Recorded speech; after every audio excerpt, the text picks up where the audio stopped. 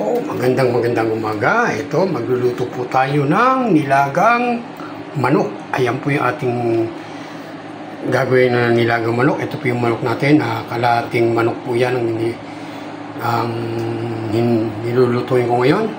At meron po tayong bunga ng kalabasa yan. Masarap yan pag may kasama bunga ng kalabasa. Ang ating nilagang manok. At meron po tayong carrots.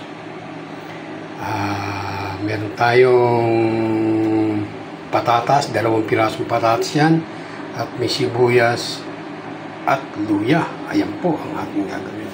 Ito po, may pinakulo na po tayong ating kasirola na mainit na tubig. Ayan, ilalagay na po natin ang ating mga sahog. Ito pong unahin natin ang ating luya.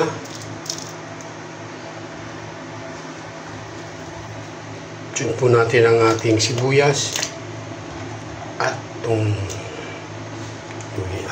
sibuyas natin, luya, yan po. At ilalagay na po natin ang ating manok. Sabihin po natin pakukulong muna yan.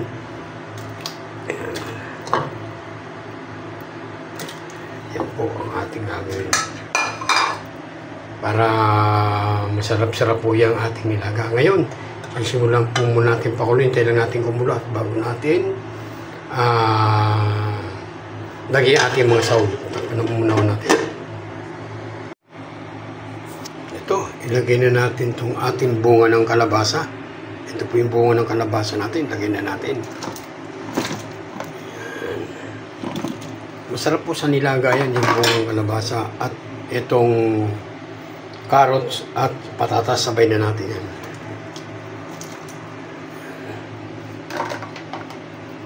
Para sabay silang kumukulo na.